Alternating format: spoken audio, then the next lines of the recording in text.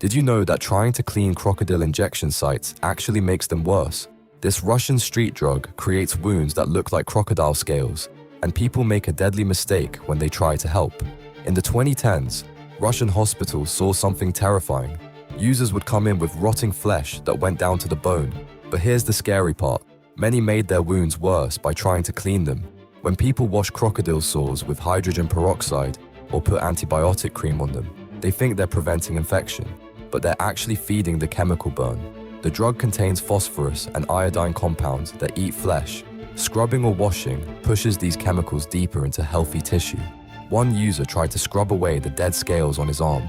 Within days, the rot spread to areas that were perfectly fine before. The chemicals kept destroying his flesh even after he stopped using the drug.